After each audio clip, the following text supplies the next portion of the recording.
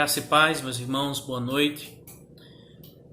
Quero convidar os irmãos a abrirem suas Bíblias no Evangelho de Mateus, no capítulo 5, no verso de número 13. Evangelho de Mateus, capítulo 5, verso de número 13. Assim diz a palavra do Senhor. Vocês são sal da terra. Ora, se o sal vier a ser insípido, como lhe restaurar o sabor? Para nada mais presta, senão para, lançado fora, ser pisado pelos homens. Vocês são sal da terra. É dessa maneira que o nosso Senhor Jesus inicia a segunda sessão do Sermão do Monte. Após delinear como deve ser o caráter de um cristão através das bem-aventuranças, o Senhor passa a considerar de que maneira o crente deveria manifestar a sua nova natureza na sociedade na qual ele estava inserido. É importante, meus amados, relatarmos que o crente, ele não é nem deve ser uma pessoa que viva isolada. Ele está no mundo, embora não pertença ao mundo.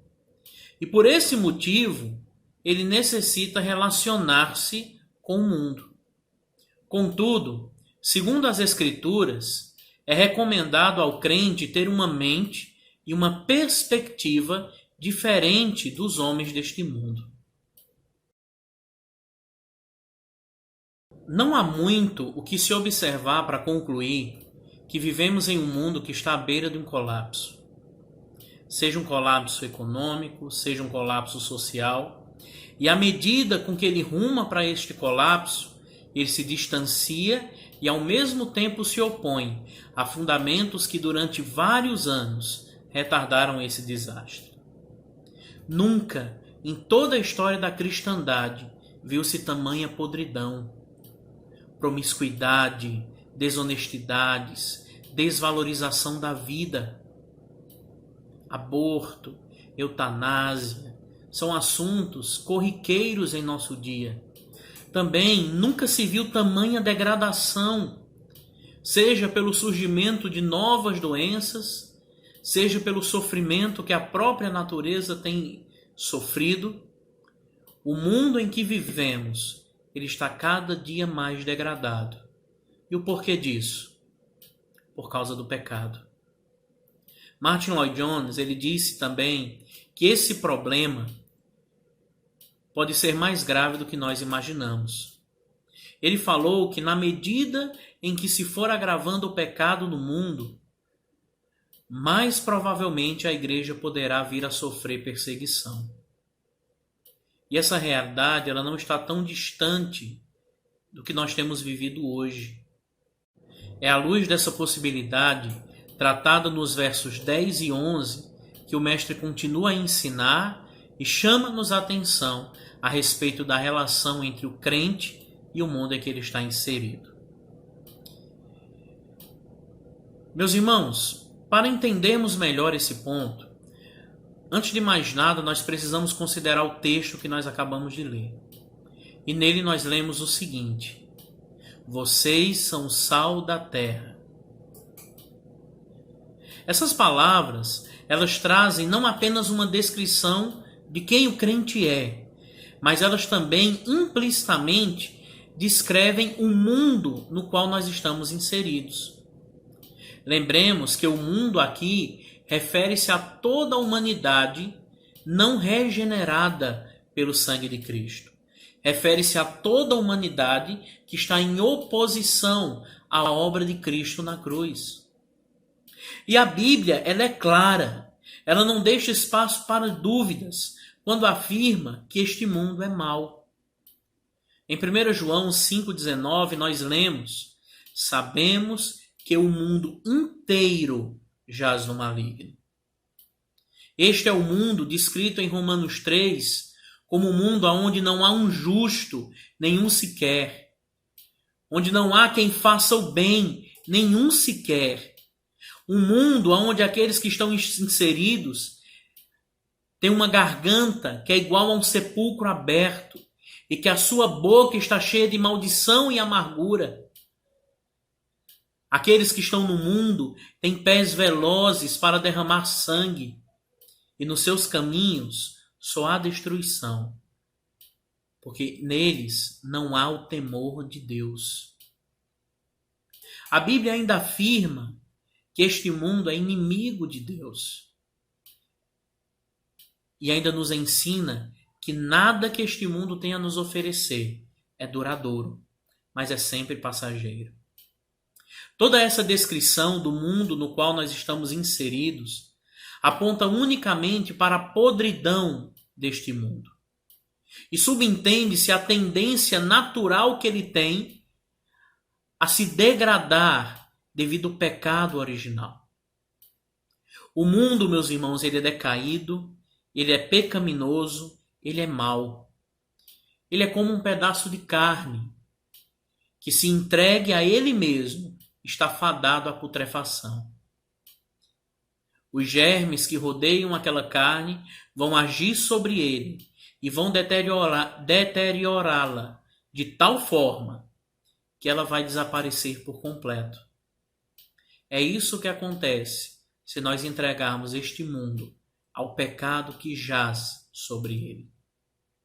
Esta realidade, meus irmãos, ela deveria controlar toda a nossa maneira de pensar, bem como todas as nossas propostas concernentes a este mundo, inclusive o nosso próprio futuro.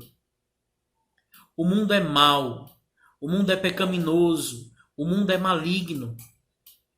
E qualquer otimismo, meus irmãos, em relação ao mundo, não é somente uma atitude antibíblica, mas também é contestada por toda a história do mundo. E este fato nos direciona ao próximo ponto de nossa meditação. O que isso tem a dizer sobre o crente que vive no mundo? O que isso tem a ensinar sobre a ação do crente no mundo? E a resposta é simples. Vocês são sal da terra. É isso que significa. Em primeiro lugar, essa afirmativa aponta para a necessidade que nós temos de sermos diferentes deste mundo. O sal, ele é essencialmente diferente ao material sobre o qual ele é aplicado. E em certo aspecto, é exatamente por essa diferença que ele pode exercer as suas propriedades sobre o material no qual ele é aplicado. E essa diferença, meus irmãos, ela precisa ser enfatizada, ela precisa ser ressaltada em nossas vidas. O crente, ele é uma pessoa essencialmente diferente das demais criaturas. Os seus amores são outros, os seus desejos são outros, porque o seu destino é outro. E se isso não acontecer, para nada mais presta esse sal, a não ser para ser lançado fora e pisado pelo homem. O fato, então, da palavra de Deus nos chamar de sal, ela também aponta para algumas propriedades que nós podemos encontrar neste sal. E dentro desse ponto, eu gostaria de destacar 3 propriedades que podem ser desempenhadas pelo sal. A primeira propriedade desempenhada pelo sal é a de ser um agente preservador, é a de servir como um agente antisséptico. Retornemos mais uma vez a um pedaço de carne como exemplo. Nós concordamos que sobre a superfície da carne existem germes. Existem micro-organismos que estão agindo sobre a carne, deteriorando-a com o passar do tempo. Porém, se nós aplicarmos sal em sua superfície, poderemos preservar esse pedaço de carne. Como sal da terra, é a nossa responsabilidade, uma vez que estamos no mundo, prover pureza e inibir o apodrecimento do mundo. A nossa presença, meus irmãos, nesta terra, ela deveria trazer esperança deveria trazer pureza a um mundo que está à beira da decomposição. E isso pode muito bem ser visto a partir das nossas práticas sociais, onde a nossa prática social ela deve refletir a nossa santidade moral e a nossa santidade espiritual. O sal, ele é um condimento que ele age de modo invisível. Nós não vemos como ele está agindo, mas no momento em que ele é posto sobre a carne, ele começa a agir. Assim deve ser a santidade dos crentes. No momento em que a santidade ela é inserida no meio do cotidiano, ela deve causar diferença. Certa vez eu disse que se alguém entrar em uma comunidade evangélica e não sentir-se deslocado, se um descrente entrar em uma comunidade evangélica e se sentir em casa, é porque esta comunidade ela não está fazendo o seu papel. É porque essa comunidade está muito distante do propósito ao qual ela foi chamada. Então, quando a palavra de Deus diz que nós somos sal, ela está apontando para o poder que nós temos de trazer pureza, de trazer sanidade ao mundo que está em completa deteriorização. A segunda função desempenhada pelo sal é a de conceder sabor. E de acordo com esta afirmação, nós poderíamos concluir que a vida neste mundo se tornaria insípida sem o cristianismo bíblico. E é exatamente isso que nós observamos no nosso mundo atual. Consideremos a busca desesperada do homem por prazer. Alcoolismo, tabagismo, pornografia, glutonaria, dependência química, dependência afetiva, dependência de entretenimento e tantas outras que poderíamos encontrar na lista de Gálatas 5. É evidente, meus irmãos, que as pessoas estão sentindo que a vida neste mundo ela é uma vida embotada, enfadonha, sem nenhuma espécie de sabor. E esse ponto, meus irmãos, mostra-nos mais uma vez a diferença que há entre o crente e o mundo. O crente, ele não precisa desses entretenimentos, porque ele já dispõe de sabor em sua vida, ele já dispõe de sua fé em Cristo. E é essa fé que muitas vezes nos permite cantar enquanto todos choram. É essa fé que nos permite estar alegres, mesmo em meio à dúvida, mesmo em meio ao sofrimento. Alguma vez você já ouviu a expressão, essa comida está sem graça? Muitas vezes, esta falta de graça na comida é em decorrência unicamente de pouco sal. Acrescentando-se um pouco de sal, a comida que estava sem graça, ela passa a adquirir uma outra combinação. E fazendo aqui um trocadilho santo, como genuínos filhos de Deus, nós nunca viveremos uma vida sem graça. Porque foi exatamente pela graça do sacrifício de Cristo Jesus que nós fomos salvos. É esta alegria, é este sabor que nós precisamos espalhar na vida de tantas pessoas que vivem em desespero nesse momento. Anunciar a graça que há em Cristo Jesus pode trazer alegria a muitos que sofrem nesse momento. Mas uma terceira propriedade que nós ainda podemos encontrar no sal é o seu valor. No período romano, período no qual o Evangelho de Mateus foi escrito, o sal ele era um artigo muito valioso. Tão valioso que muitos soldados recebiam seu pagamento em sal.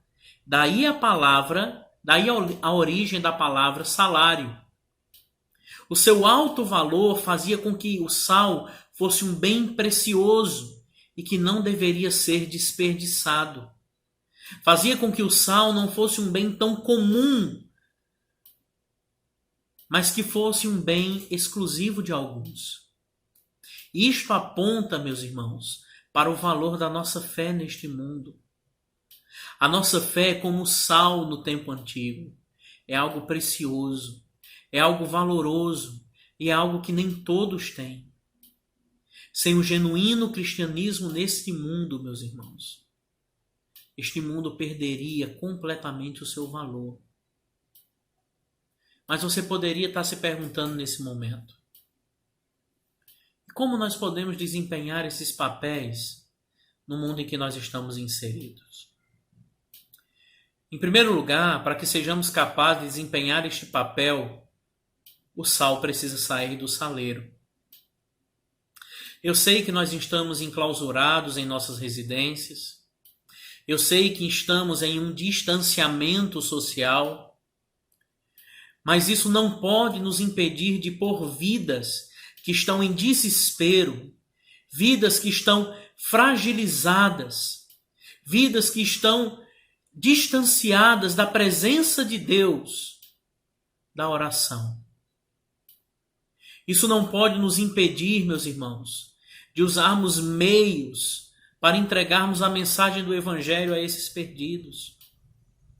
Nós precisamos utilizar estes momentos para fazer com que a esperança chegue naqueles desesperançados, para que o sal purifique aqueles que estão sofrendo, para que o sal traga sabor àqueles que estão carecendo de sabor em sua vida. Mas não somente isso. Em segundo lugar, o sal precisa conservar as suas propriedades. O cloreto de sódio ele é um composto químico muito resistente e muito estável, mas mesmo assim ele pode ser contaminado por impurezas.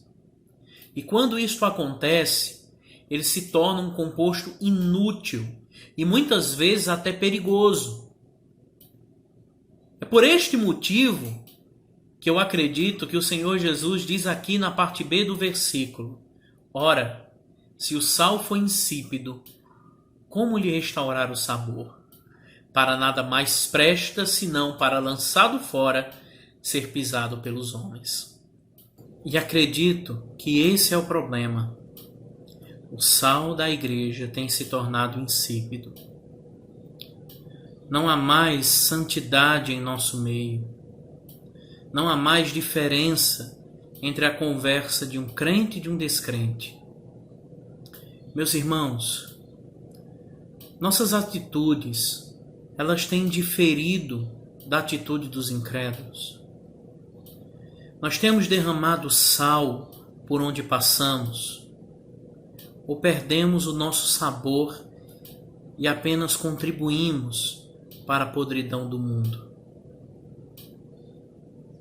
Eu gostaria de destacar a pergunta que o Senhor Jesus faz: como lhe restaurar o sabor?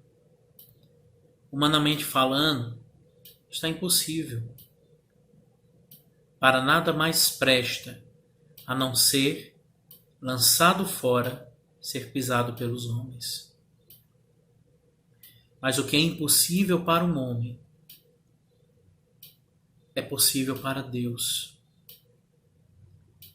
Se você chegar a essa mesma conclusão que eu tenho chegado, que a igreja ela tem perdido o seu sabor, ore, clame para que Deus restaure o nosso sabor. Meus queridos, que Deus proporcione graça para examinarmos a nós mesmos e verificarmos se possuímos essa qualidade essencial representada no sal. Se não, reflitamos se há em nós veracidade de fé. Se a resposta for não, prostremo-nos aos pés do Senhor e clamamos por perdão e para que Ele derrame sobre nossas vidas a sua graça salvadora. Se a resposta for sim, clamemos para que Ele nos restaure em primeiro lugar, o privilégio de publicamente cultuá-lo e também o privilégio de sermos sal e salgarmos o mundo onde estamos inseridos.